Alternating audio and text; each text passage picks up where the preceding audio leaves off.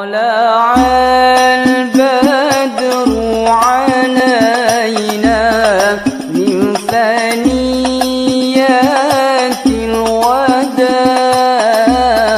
وجب الشكر علينا. Bismillahirrahmanirrahim. Assalamualaikum warahmatullahi wabarakatuh. Alhamdulillahirrabbilalamin. Allahumma sholli ala Muhammad wa ala alihi wa sahbihi ajmain, amma ba'du. Bapak-bapak, ibu-ibu, saudara-saudara hadirin jamaah sholat maghrib Masjid Al-Ikhlas yang insya Allah dimuliakan Allah Subhanahu wa ta'ala. Perlu kami sampaikan bahwa ba'da sholat maghrib pada malam hari ini insya Allah akan diadakan kajian Islam yang akan disampaikan oleh Al-Mukarram Bapak Ustadz Kiai Haji Ahmad Habibi Rosid LC Hafidhullah Ta'ala. Untuk kesempatan pada malam hari ini ada yang sedikit istimewa, yaitu insya Allah ada paket plus-plusnya. Paket plusnya yang pertama yaitu insya Allah akan disediakan makan malam bersama. Paket plus yang keduanya yaitu minum bersama, dan paket yang ketiga boleh nambah kalau misalkan masih ada yang sesuai ketentuan yang berlaku insya Allah. Tadi ada jamaah yang nanya, ada acara apa ini kok makan-makan gitu. Jadi ini adalah insya Allah bentuk rasa syukur kita, yang mana hingga saat ini insya Allah masih kita diberikan kesehatan, diberikan rasa aman, diberikan lingkungan yang sehat, yang kondusif, hidup bersama orang-orang yang soleh insya Allah. Dan tentunya kita memanfaatkan momentum ini, yaitu momentum pergantian tahun ini. Insya Allah sebentar lagi kita memasuki tahun 2026. Nah, untuk itu sebagai rasa syukur kita, mari kita isi sisa umur kita ini dengan mari kita sama-sama menguatkan ukhuwah Islamiyah kita dengan kita saling bersilaturahim. Yang kedua, mengingatkan kembali ke diri saya dan kita semuanya, mari kita memakmurkan masjid yang kita cintai ini. Kemudian yang ketiga, mengingatkan diri kita, saya sendiri dan juga semuanya, mari kita isi waktu-waktu kita dengan kebaikan dan amal soleh. Jadi alhamdulillah wa syukurillah, sekarang tidak ada trompet-trompet lagi. Ini menunjukkan salah satu keberhasilan dakwah dari jamaah-jamaah sekalian, Masya Allah. Dan ini suasana yang kondusif ini kita terus jaga, dan kalau perlu kita tingkatkan untuk kesejahteraan kita semuanya insya Allah. Alhamdulillah kita wilayah Koja ini kondusif, aman, dan insya Allah mempunyai lingkungan yang islami. Ini kita pupuk terus, kita jaga terus. Dan ini semuanya adalah peran dari jamaah-jamaah sekalian. Untuk itu tidak berlebihan kalau kita mensyukuri apa yang Allah berikan kepada kita semuanya. Kemudian kami juga menyampaikan banyak terima kasih kepada para jamaah, kepada para muhsinin, dermawan, donatur yang telah mensupport acara ini. Jadi ini semuanya adalah dari donatur, dari dermawan. Alhamdulillah kami sampaikan jazakumullah khairan katsir, terima kasih banyak. Semoga Allah membalas dengan yang lebih baik dan lebih banyak lagi, dan insya Allah hidupnya penuh keberkahan, amin ya rabbal alamin. Dan kami sampaikan kepada jamaah sekalian, besar harapan kami jamaah sekalian mengikuti acara ini sampai dengan selesai. Demikian kurang lebihnya. Terima kasih. Assalamualaikum warahmatullahi wabarakatuh. Assalamu ala Toha Muhammadin Sayyidina wa ala alihi wa sahbihi humul fudala'i wal kurama, amma ba'du. Ma'asyiral muslimin wal muslimat, hadirin bapak-bapak, hadirat ibu-ibu jamaah salat maghrib Masjid Al-Ikhlas yang semoga semua kita dirahmati Allah Subhanahu wa ta'ala.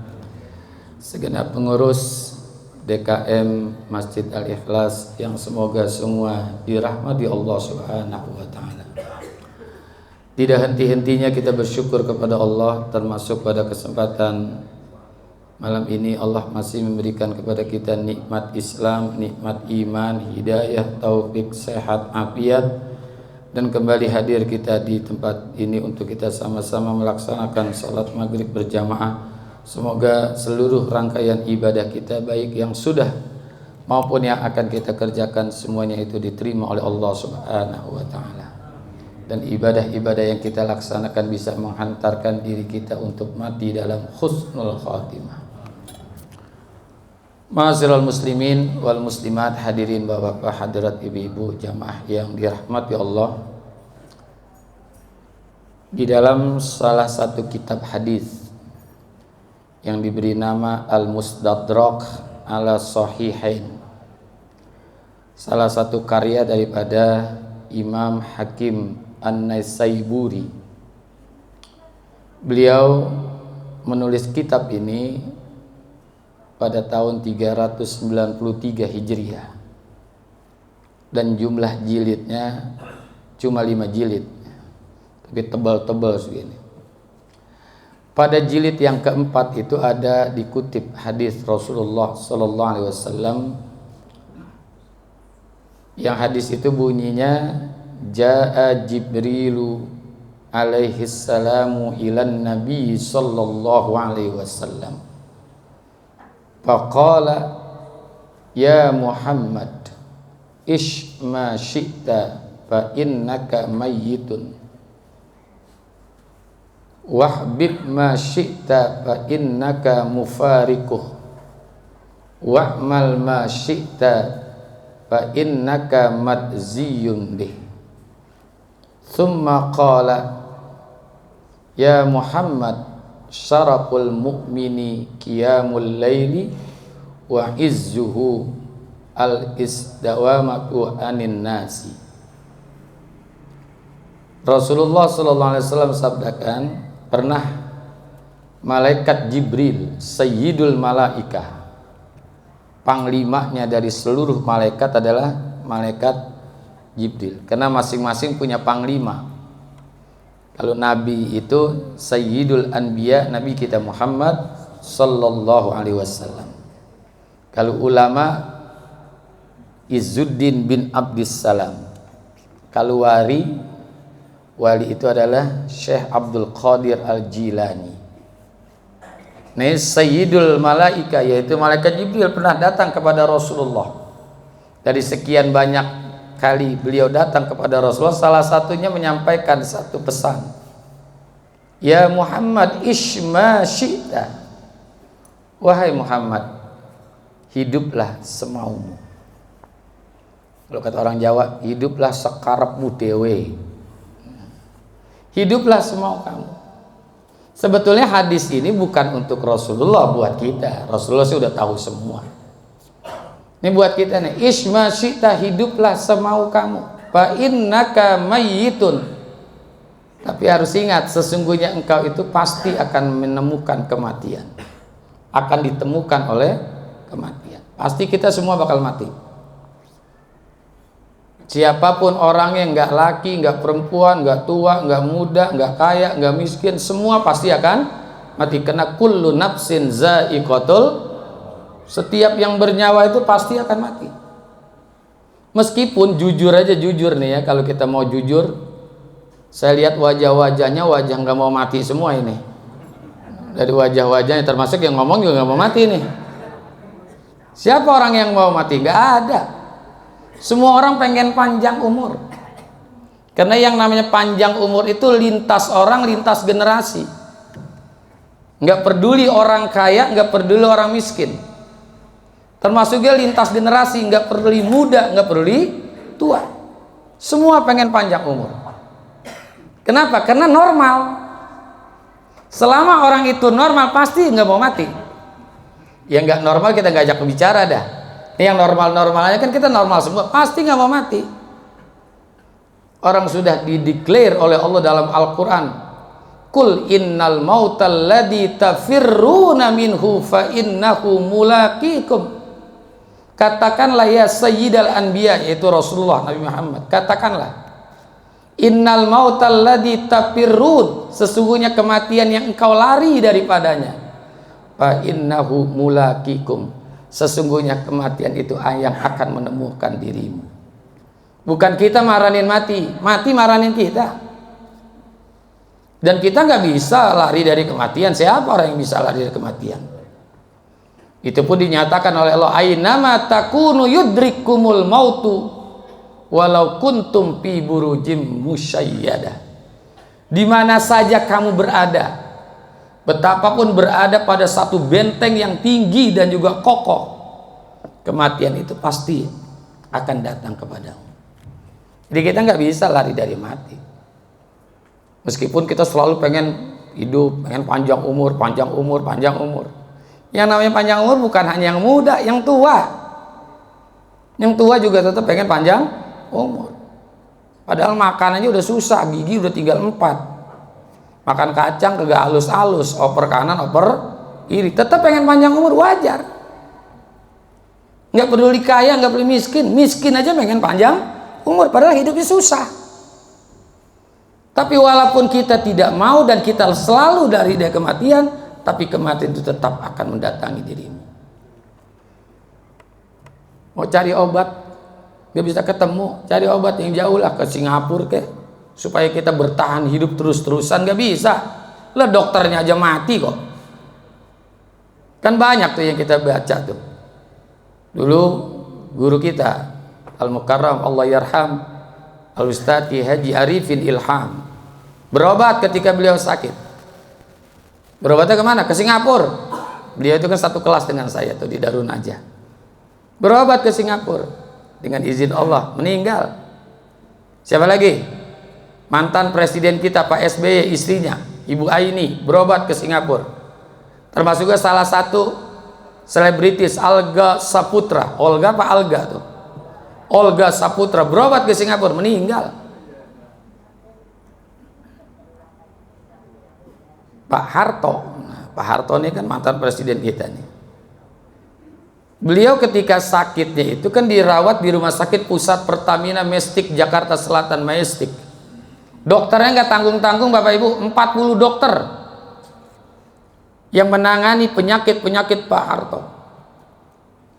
Dan ini dokter bukan dokter-dokter biasa, dokter-dokter kepresidenan yang diambil dari rumah sakit besar. 40 dokter nggak tanggung-tanggung, tapi pada akhirnya beliau meninggal nggak? Apalagi kita yang berobat pakai BPJS,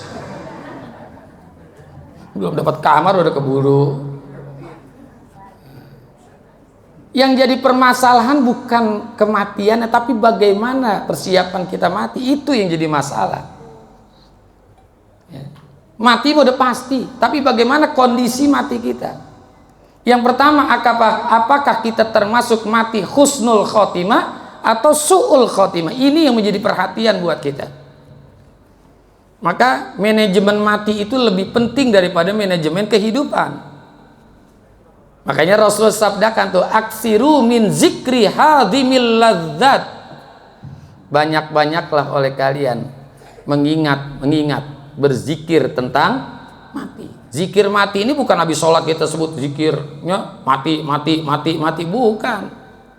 Artinya manajemen mati itu jauh lebih penting daripada manajemen kehidupan. Sehingga nanti akan terlihat bagaimana posisi mati kita. Apakah kita dalam keadaan husnul khotimah atau su'ul khotimah. Kalau merujuk kepada hadis Rasulullah SAW, sebetulnya nggak susah-susah benar untuk melihat akhir hidup kita itu bagaimana, apakah baik atau buruk. Karena kan yang namanya kematian itu sudah ditentukan. Ini dalam satu hadis Arba'in Nawawi, ada kita hadis namanya Arba'in Nawawi yang ditulis oleh Yahya bin Syaraf An-Nawawi. Hadis panjang tuh tentang perkara penciptaan manusia. 40 hari ketika menjadi nutfah, 40 hari menjadi alaqah, 40 hari menjadi mudghah. Setelah 40 hari 3 kali itu ditiupkan ruh. Wa tuktabu bi arba'atin kalimat, dan ditulis dalam rahim ibu kita itu tentang diri kita 4 perkara. Pertama adalah rezekinya. terus ajalnya baik buruk ya panjang deh tuh. Ya, panjang. Nah, termasuk kondisi matinya. Apakah mati dalam kebaikan atau mati dalam keburukan? Dan kita jangan, ya kita tetap berharap, jangan terlalu percaya diri benar gitu. Walaupun kita sekarang insya Allah termasuk orang-orang ahli ibadah, walaupun ahli ibadahnya masih rada-rada ini ya, masih rada-rada nih. Pokoknya kita teman ibadah lah. Belum tentu mati kita dalam kondisi ibadah. Nanti dalam hadis itu orang melakukan amalan-amalan sorga, dia dengan sorga nggak panjang, illa shibron, kecuali satu hasta. Pengen masuk sorga nggak usah lompat, ngelangkah masuk. Tapi wapayas bikul kitab, catatannya orang ini nih, si fulan termasuk kita, udah ada duluan. Payak malu bi amali ahlin nar, payadkhuluha, di ujung umurnya melakukan amalan-amalan neraka, maka dia masuk ke dalam neraka. Sebaliknya juga ada orang yang di depannya melakukan amalan-amalan neraka, dengan dirinya itu tinggal sehasta, nggak perlu pakai lompat, ngelangkah sampai masuk ke dalam neraka. Tapi payas bikul kitab, ini hadis sahih nih, catatan orang ini udah lebih ada duluan. Payak malu bi amali ahlil jannah, pada akhirnya dia melakukan amalan-amalan sorga, dia tobat, dia ibadah, payadkhuluha, dia masuk ke dalam sorga. Tapi kata Syekh Nawawi Al-Bantani di dalam kitab Al-Majalisus Saniyah, sarah daripada Arba'in Nawawi tadi, orang yang awalnya buruk akhirnya bagus itu banyak. Yang sedikit cuma satu, yang awalnya baik ujungnya jelek, itu sedikit sekali. Tapi walaupun sedikit, kita jangan tenang-tenang aja, jangan-jangan kita masuk ke situ. Tapi Rasulullah memberikan kabar gembira kepada kita nih selaku umatnya. Kalau kita ingin mengetahui bagaimana akhir umur kita, Rasulullah sabdakan apa? Yamutul mar'u ala ma asya alaih wa yuhsyarul mar'u ala ma mata alaih. Yamutul mar'u ala ma asya alaih. Seseorang itu akan mati bagaimana pola hidupnya. Artinya kebiasaan hidupnya ngapain dia. Wa yuhsyarul mar'u ala ma mata alaih. Dan manusia nanti akan digiring di akhirat bagaimana cara matinya. Dibangkitkannya nanti bagaimana cara matinya. Jadi kalau kita melihat nanti umur kita bagus atau tidak, lihat aja pola hidup kita sehari-hari. Kan gak sedikit kita lihat, baru kemarin saya lihat di Tasik itu, orang lagi baca sifat 20 meninggal dunia Pak. Mungkin dia biasa zikir. Ada orang lagi baca Quran meninggal, lagi sholat meninggal, nyolatinnya enak tuh. Ada juga yang matinya lagi joget, lagi nyawer. Ada nggak? Jangan disolat ya kayak gitu, mas satu orang aja nyolatin ya. Nih, jadi pola hidup kita itu menjadi pertanda cara mati kita. Makanya kita disuruh membiasakan kebaikan. Sehingga ketika kita mati dalam keadaan baik. Ini yang harus diperhatikan nih. Pertama.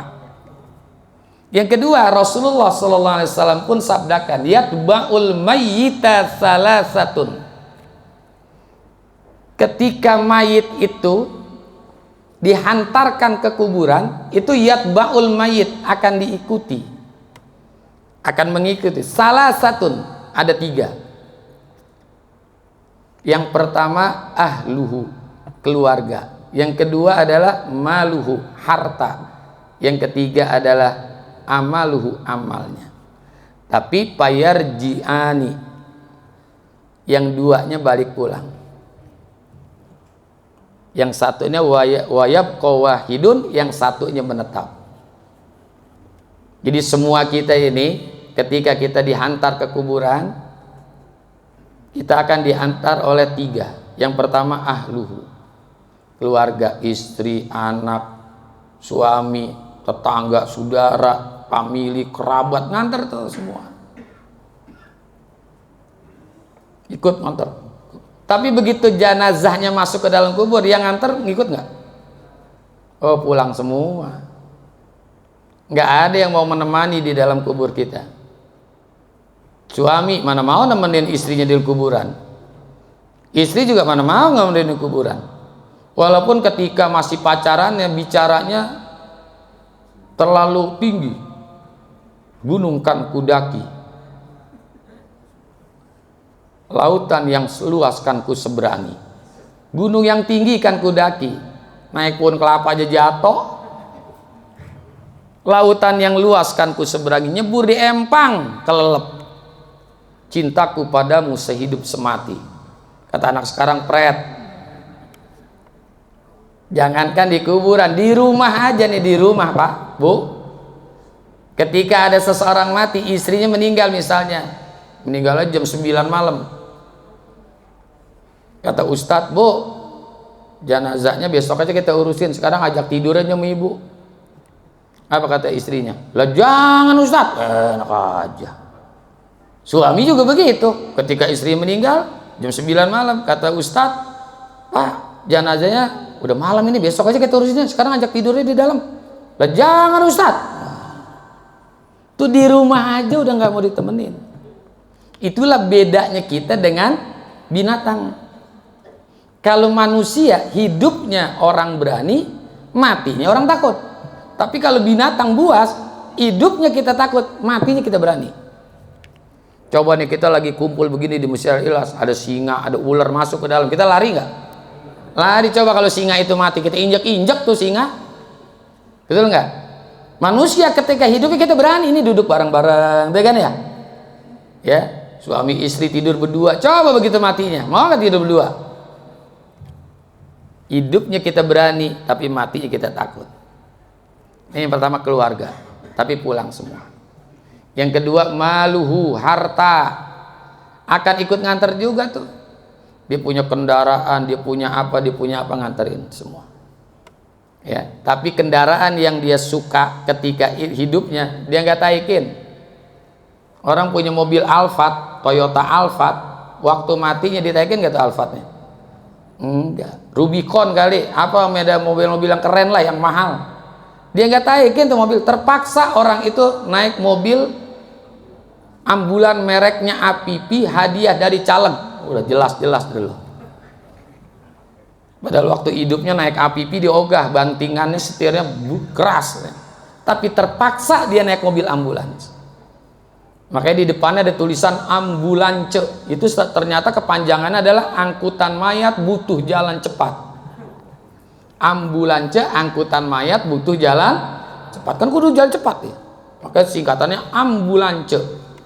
Itu karangan saya aja itu mah, bukan itu, bukan, karena saya ambil ambulance, angkutan mayat butuh jalan cepat. Ini harta. Nah, yang ketiga, ngikut amal. Nah, ini amal yang menjadi teman. Ada satu ungkapan indah dari seorang alim namanya Hatim bin Ulwan, tapi dia digelari Hatim Al-Asam, Hatim yang tuli. Itu kisahnya panjang dah.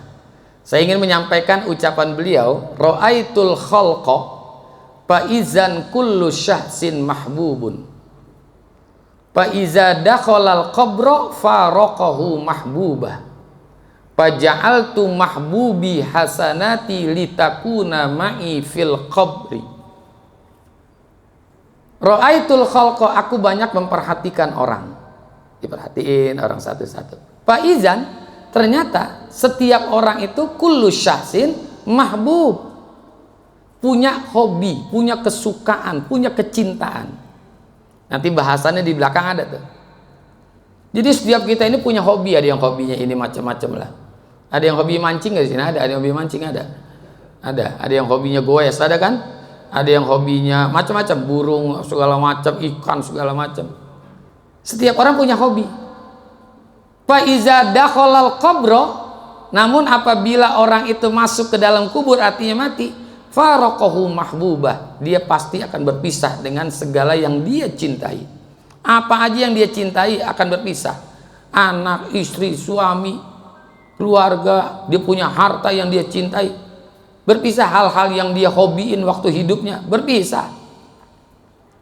Orang doyan mancing, seneng mancing, hobi mancing, ketika matinya jorannya nggak masuk, apalagi pumbulnya, jorannya kagak bisa masuk. Sepeda masuk gak ke dalam? Raket kalau dia main bulu tangkis nggak masuk ke dalam. Farokohu mahbubah, faja'altu mahbubi hasanati, maka aku jadikan kesukaanku, kata Imam Hatim Unwan, kebaikan-kebaikan. Litakuna ma'i fil qabri, agar kebaikan itu senantiasa bersama aku di dalam kubur. Ini yang menjadi pembela kita. Tuh. Jadi kematian bukan masalah matinya. Ya, bukan masalah mati, bagaimana kondisi ketika kita mati dan apa yang akan kita bawa ketika kita mati itu. Apalagi umat Rasulullah ini kan Rasul sebutkan hasadu ummati baina sittin was sab'in. Patokan umur umatku itu, ukuran umur umatku itu baina sittin was sab'in, antara 60 sampai 70.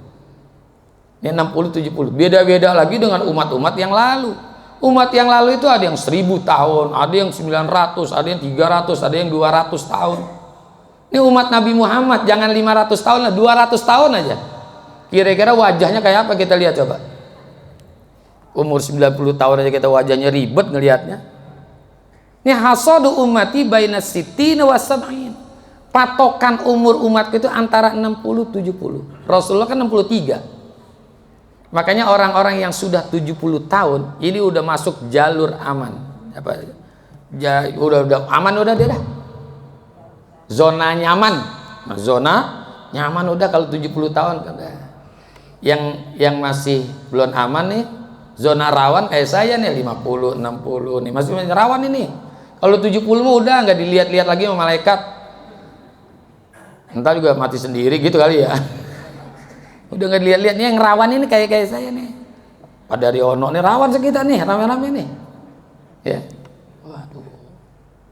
Ini umur kita nih segitu dah. Tapi Allah memberikan rahmat kepada umat Nabi Muhammad SAW. Walaupun umurnya pendek, tapi diberikan kebaikan banyak. Pantas kata Rasulullah, ummati ummatun marhumah. Umatku itu adalah umat yang diberikan rahmat oleh Allah. Rahmat Allah ini banyak. Satu hadis Rasulullah, inna lillahi ta'ala mi'ata rahmah. Sesungguhnya Allah itu memiliki 100 rahmat. Anzala minha wahidatan fid dunya. Allah turunin satu dari 100 itu di dunia. Wa akhara tis'at wa tis'ina fil akhirah. Dan ditunda 99-nya nanti di akhirat diturunin, diberikannya. Satu saja nih sekarang baru satu diturunkan oleh Allah, udah luar biasa. Kita saling mencintai, saling menyayangi, istri menyayangi suami, suami menyayangi istri, orang tua menyayangi anak-anak. Itu karena satu rahmat yang Allah turunkan.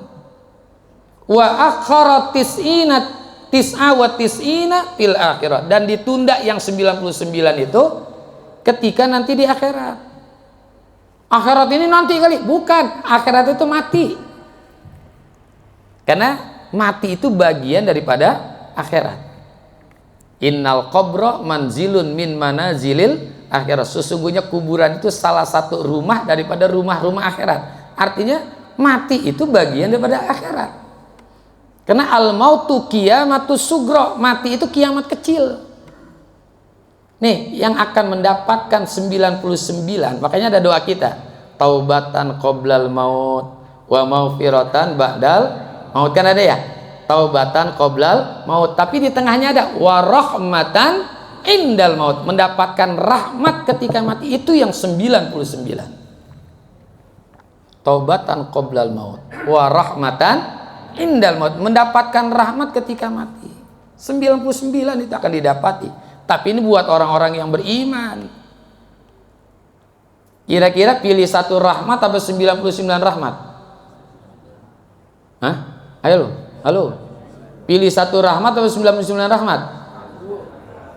99 rahmat. Pilih hidup atau pilih mati? Hah? Hidup dulu. Tuh. Ini nih umat Nabi Muhammad dikasih rahmat oleh Allah karena ummati ummatun marhum. Apa rahmat Allah kepada Nabi Muhammad? Satu amalan diberikan 10 kebaikan. Beda dengan umat-umat yang dulu, satu ya satu. Satu ya satu. Ya, satu ya satu. Kalau umat Nabi Muhammad, satu kebaikan dibalas dengan 10. Padahal bahkan ada yang sebutin lagi, wallahu yudha'ifu limay, ya sama salah sedekah tuh ada 700 kali lipat, kan begitu kan? Itu umat Nabi Muhammad. Satu kali sholat sama dengan 10 kali sholat. Tuh umat Nabi Musa sholatnya 50 waktu. Makanya Nabi Musa memberikan wejangan kepada Rasulullah ketika Isra dan Mi'raj. Itu kan riwayat populer. Wahai Rasul, wahai Muhammad, tolong minta kurangin lagi, jangan 50, kurangin sampai 5 waktu. Nabi Musa mah umatnya kuat-kuat, dan Nabi Muhammad kan umatnya kecil-kecil. Lagian kalau sholat 50 waktu, bayangin aja Bapak Ibu, apa sempat kita sholat, apa sempat kita punya anak, coba apa sempat kita makan 50 waktu, tapi Allah turunkan menjadi 5, tapi nilainya tetap 50 waktu. Man jaa bil hasanati falahu asyru amsaliyah wa man jaa bis sayyiati fala yujza illa mislah. Siapa orang yang melakukan satu kebaikan dibalas dengan 10 kebaikan. Siapa orang yang melakukan satu keburukan tidak dibalas kecuali hanya 1. Kita beruntung menjadi umat Rasulullah. Ya. Jadi ini kematian ini harusnya kita jadikan pola pikir kita yang bagus lah. Jangan hanya mengejar kematian gimana mati ini. Jangan. Kita berusaha untuk mati dalam kebaikan. Makanya tadi caranya gimana? Kita jadikan pola hidup kita ini pola kehidupan yang baik. Ya. Dan juga jangan merasa saya masih muda, mati masih lama. Belum tentu juga. Ya belum tentu. Nggak sedikit seorang kakek nyolatin cucu, ada nggak? Ada. Jangan nungguin tua, ntar taubatnya udah tua. Jangan. Kalau keburu, kalau enggak, ini nih, ya kita yang masih diberikan panjang umur, berusahalah.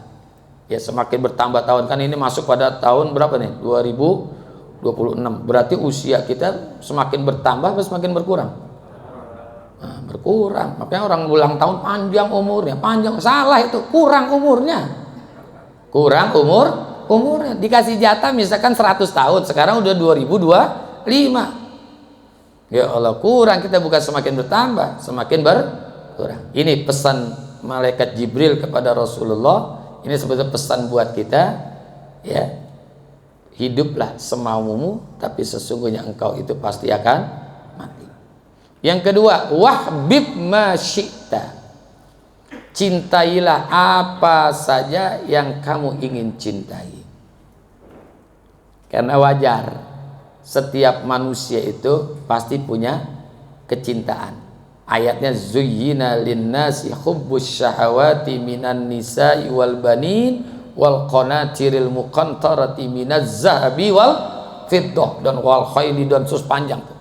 Dihiasi pada diri manusia ada keinginan, ada kecintaan kepada an-nisa, kepada istri-istrinya, bukan kepada perempuan.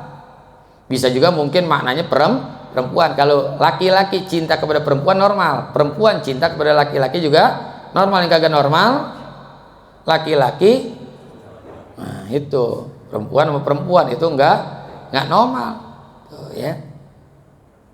Nah ini kita dipersilakan untuk mencintai apa saja, mencintai anak, mencintai istri, mencintai harta. Untuk apa tuh cinta? Cinta ini untuk menjadikan diri kita termotivasi. Kalau nggak ada rasa cinta, nggak ada motivasi, ya. Nah, kalau tidak ada cinta, nggak ada motivasi. Malas kita nyari nafkah, nggak ada cinta sama istri, nggak cinta sama anak kok. Ngapain nyari nafkah? Makanya dengan adanya cinta itu ada motivasi. Tapi kecintaan kita kepada dunia, nah, tidak boleh berlebih-lebihan, karena ayatnya wabtagi fima ataqallahu daral akhirah wala tansa nasibaka minat dunia. Ini urusan masalah dunia di nomor 2 kan di dalam ayat ini. Padahal kan menurut ayat, menurut logika kita, menurut ilmu yang kita tahu, akhirat kan belakangan. Kenapa dalam ayat ini justru akhirat diduluin? Wabtagi fima ataqallahu daral akhirah, itu akhirat dulu.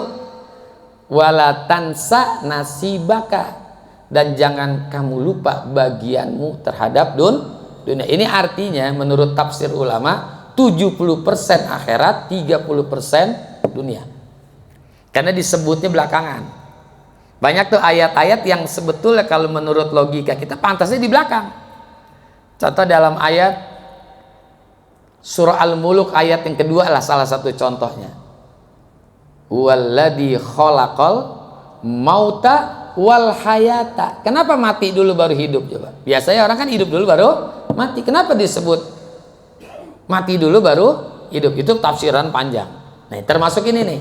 Wabtagi fima ataqallahu daral akhirah. Raihlah olehmu.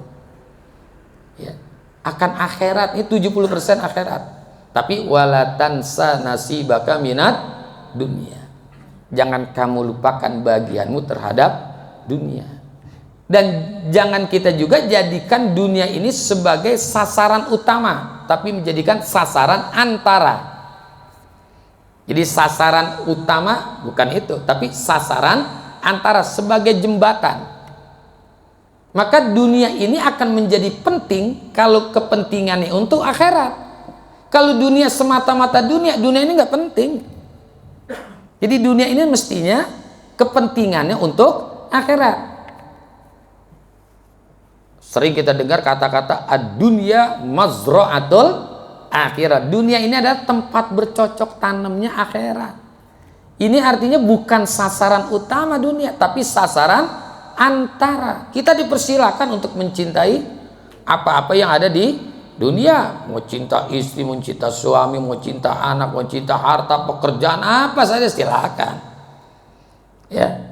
Tapi ingat, yang kita cinta itu semuanya mufariko, akan pasti berpisah. Tadi hadisnya saya sudah sampaikan di depan tuh. Tadi masuk ucapan Hatim Al-Asam. Semua yang kita cintain pasti akan berpisah. Nggak akan bisa, nggak mungkin tidak, ya. Akan terus mengikut pada diri kita, pasti akan berpisah. Mau ataupun tidak, suka ataupun tidak. Ini pasti akan berpisah dengan kita. Termasuk hal-hal yang paling kita cintai pada diri kita ini. Ini ruh kita nih. Ini kan kita cinta bener nih. Nggak mau diambil orang. Tapi tetap akan berpisah sama kita kok. Kita mencintai hidup. Hidup itu nanti akan pergi kok. Kita kan akan mencintai hidup. Ya, tapi semua yang kita cintai, kata malaikat Jibril, wahbib masyita fa'innahu mumariku. Sesungguhnya itu akan berpisah semua. Apa aja. Ya. Apakah yang kita cintai hal-hal yang baik atau hal-hal yang tidak baik, semua pasti akan berpisah dengan kita. Tapi kita ketika hidup dipersilakan untuk mencintai. Tapi mencintai dunia itu jangan sampai ke dalam hati. Ini kalau dalam ajaran-ajaran tasawuf, cinta itu cukup ada di tangan saja dalam urusan dunia. Makanya Al-Imam Muhammad bin Idris Asy-Syafi'i pernah menasehati kita nih. Kalau dalam urusan dunia kita cari kencang ya segitu, cari pelan juga segitu. Wa rizquka la yazidu bil ani wa la yankusu bit ta'ani. Rezeki ini kan dunia juga nih. Itu kamu cari kencang kayak apapun tidak akan bertambah, dan kamu santai-santai saja tidak akan berkurang. Gitu. Makanya Rasulullah diingatkan ini, silakan mencintai, tapi ingat, jangan terlampau masuk ke dalam hati. Karena nanti berpisahnya berat. Ya, berpisahnya itu berat dengan dunia. Orang kan alasan kalau, kenapa sih lu takut mati? Gue belum persiapkan amal. Itu sebetulnya alasan klise. Padahal dia masih mencintai dunia. Jujur ya. Ya, mencintai anak, mencintai istri, masih mencintai harta. Jadi ada rasa takut akan kematian. Jujur aja deh. Bukan karena belum mempersiapkan. Ya masalah persiapan sih itu bang udah kita atur kan. Tapi yang paling dominan orang itu takut mati karena masih ada kecintaan terhadap dunia. Gitu. Dipersilakan. Yang kedua, Yang terakhir, wa'mal ma syi'ta. Berbuatlah semau kamu. Fa innaka madziyun bih. Sesungguhnya hal itu kamu akan diberikan balasan. Jadi setiap apa yang kita lakukan ini akan ada balasannya. Tapi di dalam melakukan hal-hal yang positif, hal-hal yang baik, ibadah, harus ditanami dengan keikhlasan supaya ada balasannya. Makanya ikrar kita, inna sholati wa nusuki wa mahyaya wa mamati lillahi rabbil alamin. Sesungguhnya sholatku, ibadahku, hidup dan matiku semata-mata karena Allah. Artinya di dalam kita melakukan kebaikan, jangan ada kesyirikan pada diri kita. Salah satu kesyirikan yang kita tanpa sadari, ibadahnya pengen masuk surga. Hati-hati tuh. Itu ada sedikit kesyirikan itu. Kenapa? Pengen masuk surga. Kenapa? Karena ibadahnya karena makhluk. Surga makhluk apa kholik? Makhluk. Kira-kira kalau kita ibadah karena makhluk, benar apa kagak? Oh, enggak benar. Yang kita inginkan dari surga bukan tujuan ibadah. Tapi kalau kita ingin masuk surga, itu boleh. Minta surga aja boleh. Allahumma inna nas'aluka ridhoka wal jannah, boleh. Tapi ibadahnya jangan karena ingin masuk surga. Itu ada kesyirikan yang terselubung sebetulnya, tapi kita nggak sadari. Udah ibadahnya karena Allah, bukan untuk Allah. Ingat ya, itu kalau kita baca tadi inna sholati wa nusuki wa mahyaya wa mamati lillah. Lillah itu dimaknai bukan untuk, tapi karena. Karena Allah itu nggak butuh ibadah kita, Pak. Emang Allah butuh ibadah kita? Oh enggak. Kita mau sujud berapa lama juga Allah nggak peduli. Kan hadisnya panjang ini hadisnya, tapi saya ambil dari ujungnya aja nih. Ya. Yabna Adam, lau anna awwalakum wa akhirakum wa insakum. Ini hadis qudsi ini. Ada dikutip di dalam kitab Nasaid Ibad Isti'dadi liyaumil ma'ad pada lembar-lembar awal tuh. Yabna Adam, lau anna awwalakum wa akhirakum wa insakum wa jinnakum ala atqa qalbi rajulin wahidin minkum mazada zalika fi mulki syai'a. Wahai anak Adam, manusia mananya. Ya. Seandainya orang-orang terdahulu, orang-orang yang akan datang, apakah dia jin ataupun manusia, ala atqa qalbi rajulin wahidin minkum, yang dia itu semuanya dari zaman Nabi Adam sampai akhir zaman, baik dia manusia ataupun jin, yang memiliki kualitas takwa di dalam hatinya di atas orang yang paling takwa di antara kalian.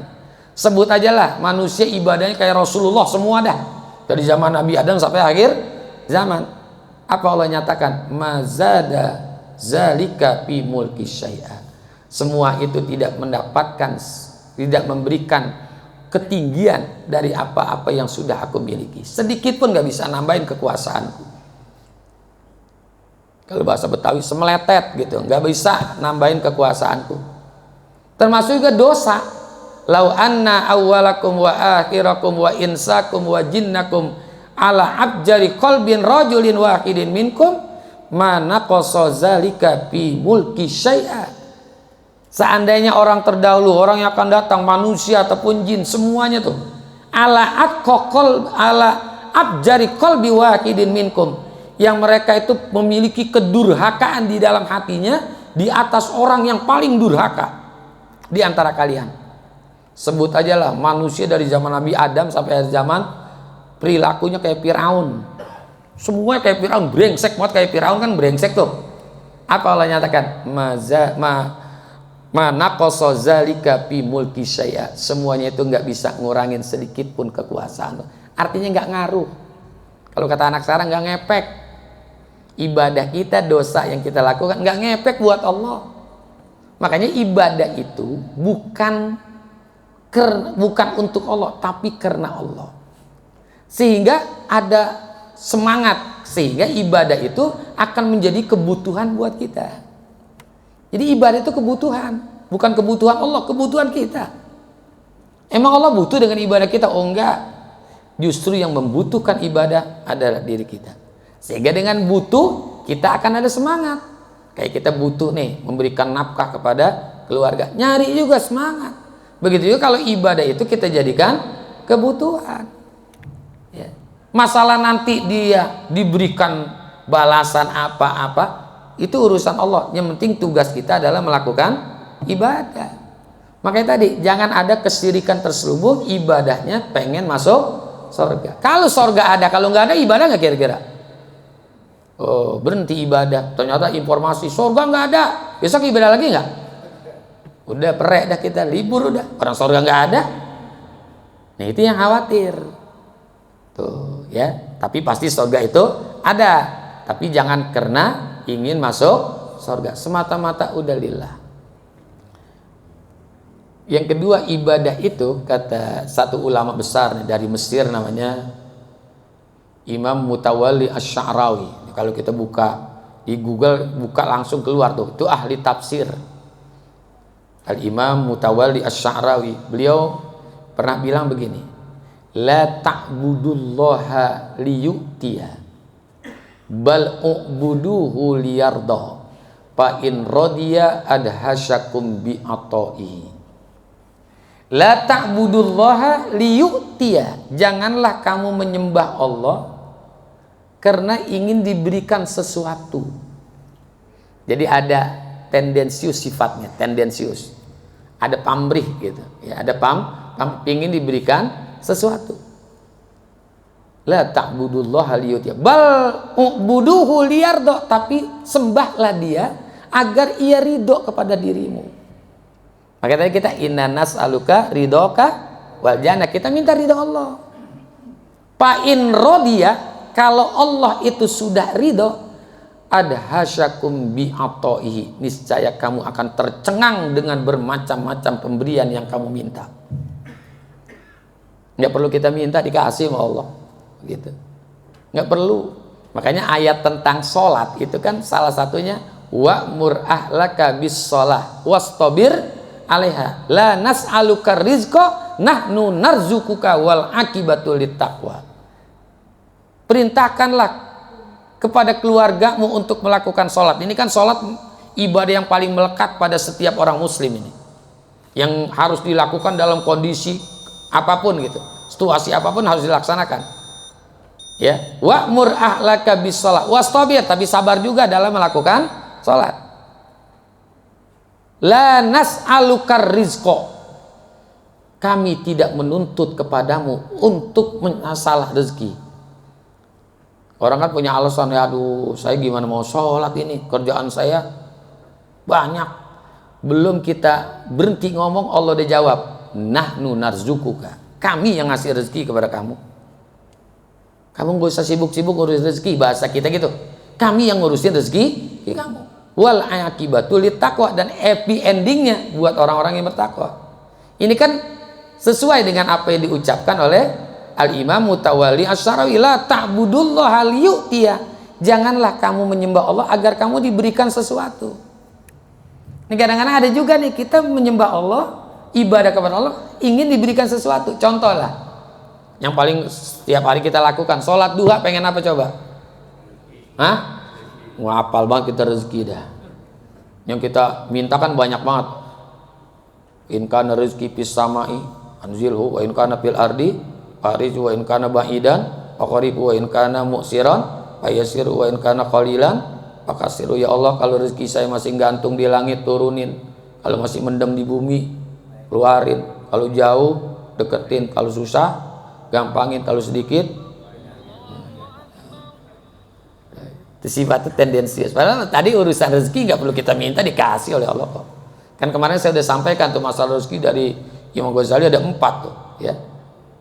Nah ini ibadahnya semata-mata karena Allah dan ingin mendapatkan ridho dari Allah. Fa in rodiya, kalau Allah sudah ridho kepadamu, adhasyakum bi'ata'ihi, niscaya kamu akan tercengang dengan bermacam-macam pemberiannya. Makanya radhiyallahu anhum wa radu anhu zalika liman khasyiya rabbah. Kan ayat depannya apa tuh? Innalladzina amanu wa amilus sholihat, yang beramal soleh. Ulaika hum khairul bariyah, itulah sebaik-baik daripada makhluk Allah. Ya. Ulaika hum khairul bariyah. Beri jawabannya apa? Jazaohum inda rabbihim jannatu adnin tajri min, sorga nggak perlu diminta, dikasih. Kalau di ibadah mah dikasih udah. Ya. Jazaohum inda rabbihim jannatu adnin tajri min tahtiha anhar. Kenapa Allah kasih itu tentang sorga itu? Karena radhiyallahu anhum wa radu an, karena Allah ridho sama dia, kepada mereka orang-orang yang ibadah, dan orang yang ibadah juga ridho melaksanakan ibadahnya. Zalika liman khosya rabbah, itulah orang-orang yang betul-betul takut kepada Tuhannya. Jadi kita dipersilakan untuk melakukan amal apa saja, tapi semua akan ada balasan. In ahsantum ahsantum li'an usikum wa in asatum fala. Jika kamu berbuat kebaikan, kebaikan itu buat kamu, keburukan buat kamu juga, nggak ada kepentingan buat Allah. Makanya semata-mata lillah, karena Allah. Ini pesan Rasulullah, pesan malaikat Jibril kepada Rasulullah. Meskipun nanti ada panjang lagi itu. Inna syarafal mu'minina qiyamul lail. Terusin kan? Terusin. Sesungguhnya kemuliaan orang yang beriman itu adalah di saat bangun malam. Ini wajah-wajah tukang bangun malam semua nih. Tahu ngapain sih? Gua nggak tahu bangun malam nih. Bu, suka bangun malam, Bu? Bu, ngapain bangun malam, Bu? Tahajud. Insya Allah tahajud. Ini bangun malam ini merupakan syaraful mukmin, kemuliaan orang yang beriman. Karena kemuliaan itu bisa kita raih. Ya, kemuliaan itu bisa kita raih dengan cara apa? Salah satunya nih dengan bangun malam, sholat tahajud. Karena sholat tahajud ini perintahnya lebih dulu daripada sholat 5 waktu.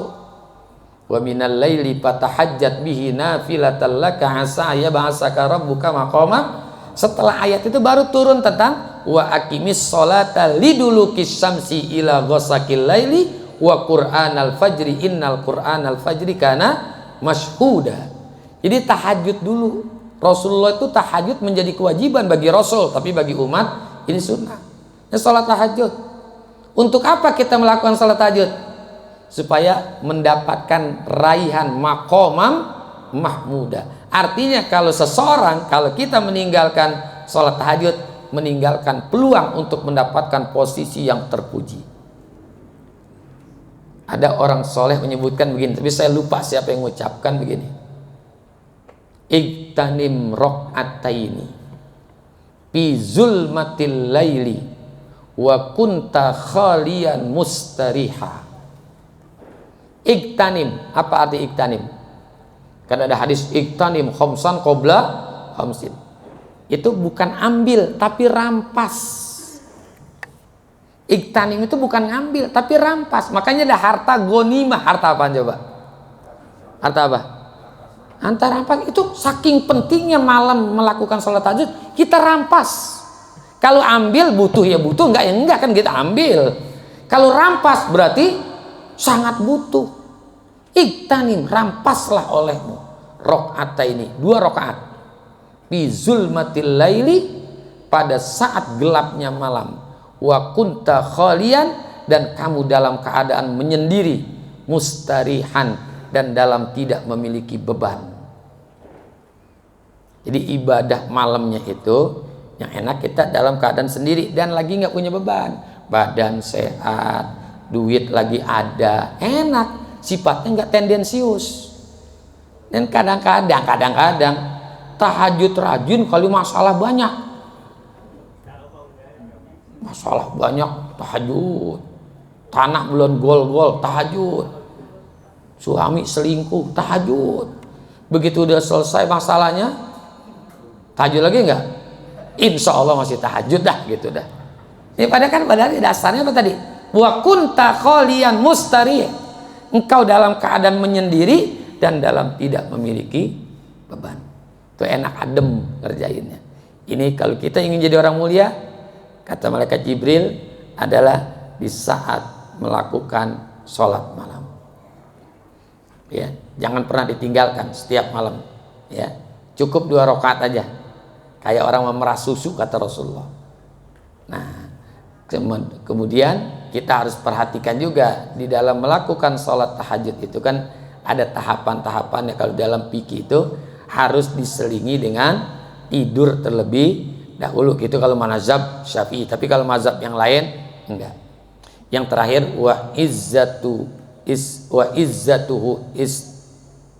istighna'uhu anin nas. Dan sesungguhnya keagungan seseorang yang beriman itu dia tidak bergantung kepada orang lain. Artinya dia mandiri di dalam hidupnya, mandiri, tidak bergantung kepada orang lain dalam urusan duniawi. Kalau bergantung kepada orang nih ribet nih. Kita butuh kepada dia. Jadi akhirnya kita jadi budak dia. Kita tidak butuh kepada orang lain. Kalau dalam hal-hal yang mampu kita lakukan, kita istiqomah untuk berpegang pada diri kita sendiri. Kali kita berpegang itu asasun najah. Kalau kata ulama itu asasun najah, berdiri pada diri kita sendiri itu asasun najah, bagian daripada keselamatan. Dah ini saja, mudah-mudahan ada manfaat. Sebelum tutup kita baca Fatihah. Semoga Allah berikan kita panjang umur dalam taat ibadah. Semakin bertambah tahun, bertambah keimanan kita kepada Allah Subhanahu wa taala, sehingga dengan demikian Allah matikan kita dalam husnul khotimah. Al-Fatihah.